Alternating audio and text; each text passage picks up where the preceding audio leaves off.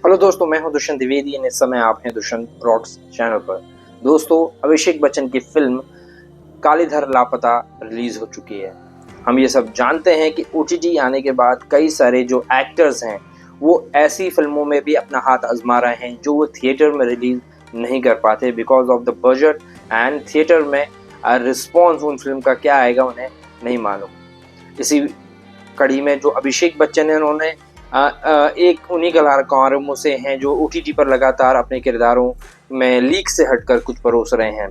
Bob विश्वास हो, चाहे 10वीं हो, बी हैप्पी हो, आई वांट टू टॉक हो, और या फिर अब मधुमिता निर्देशित डायरेक्टेड फिल्म कालीधर लापता, जो आपको एक दिल छू लेने वाली फिल्म समझ आएगी देखने के बाद। दोस्तों, इस फिल्म का रिव्यू मैं आपको दूंगा, उससे पहले मैं बताऊंगा कि इसकी कहानी क्या है। ये जो कहानी है कालीधर लापता की, वो एक ऐसे व्यक्ति यानी कालीधर अभिषेक बच्चन की है जो अल्जाइमर से पीड़ित है। अल्जाइमर इस तरीके की बीमारी है जो जिसमें व्यक्ति अपना नाम, वो क्या कर रहा है, तक भूल जाता है। 4 भाई बहनों में सबसे बड़े भाई कालीधर ने अपने पिता के देहांत के बाद अपने भाई और जो बहन है उनको पाल पोस कर बड़ा किया, लेकिन अब इस बीमारी के चलते उनका जो परिवार है वही उनसे छुटकारा पाना चाहता है और वो उन्हें लेकर पहुंचता है कुंभ मेले, और कुंभ मेले में वो उनका हाथ छोड़ देता है।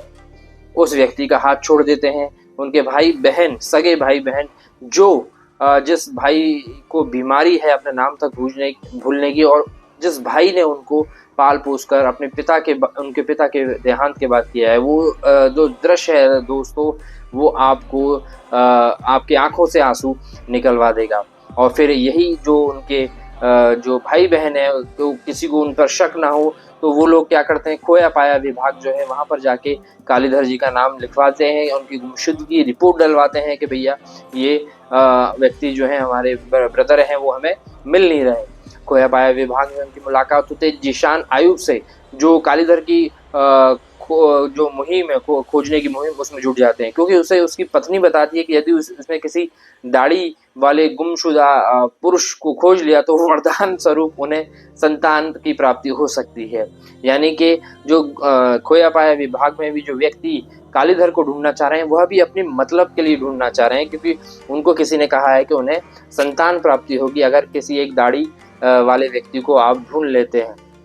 लेकिन उसके बाद एक व्यक्ति आता है कि जिसपे टेंट में वापस आता है, मगर जब वह सुनता है कि उसका पूरा परिवार उसको साजिश की तहत उनको छोड़ कर गया है, तो वो वहाँ से भाग जाते हैं। वो जिस गांव में उतरते हैं वहाँ उनकी मुलाकात होती है 8 साल के एक अनाथ बच्चे बल्लू से। बल्लू का किरदार जो है देविक भगेला ने निभाया है और उसकी ज़िंदगी हमेशा के लिए फिर बदल जाती है।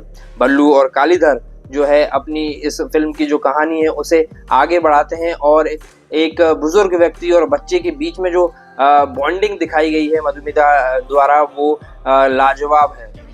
दोनों हाथ पकड़ के ना केवल एक झुग्गी बनाते हैं बल्कि साथ काम कर रहे हैं, पैसा कमाने की भी जुगाड़ करते हैं। पढ़ना लिखना जानने वाला जो बल्लू है वो अपने दोस्त कालीधर की जो विश लिस्ट है कि उन्हें क्या करना है, उन्हें क्या खाना है, बिरयानी खानी है और बारात में जो नाचना है, वो सारी इच्छाएं उनसे पूछता है और वो दोनों मिलकर उन इच्छाओं को जो है पूरा करने की कोशिश करते हैं। अब इसमें दो राय नहीं है कि मधुमिता की यह फिल्म खून के नातों के स्वार्थ और लालच के साथ एक अनजान बच्चे की मासूमियत और अटूट जो बंधन है दोस्तों, उसको भी बयान करती है। लेकिन करीब करीब इसी विषय पर हमने कुछ दिन पहले अनिल शर्मा निर्देशित जो नाना पाटेकर की फिल्म थी वनवास देखी थी। यहाँ मधुमिता एक अधेड़ व्यक्ति और एक बच्चे की बीच की बॉन्डिंग दर्शाते हैं। फिल्म का पहला भाग थोड़ा धीमा है जो गति धीरे धीरे जो गति से आगे बढ़ता है।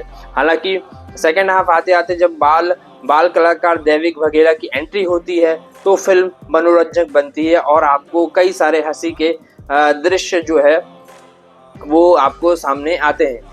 मूल जो ये फिल्म थी दोस्तों, ये फिल्म केडी एक जो फिल्म थी तमिल फिल्म, उसका रीमेक है हिंदी में। उसमें जो केडी जो था वो बुजुर्ग व्यक्ति था और कॉमेडी ड्रामा के रूप में ट्रीट किया गया था, मगर यहाँ जो फिल्म है दोस्तों वो थोड़ी उदास तबीयत की लगती है। यहाँ टुकड़ों टुकड़ों में जो है मनोरंजन करती है। जब अभिषेक बच्चन और देविक के बीच के दृश्य होते हैं तभी आपको बहुत हंसी आती है। सादगी भरा गांव खेड़ा का जो बैकड्रॉप है दर्शकों को सुकून देता है।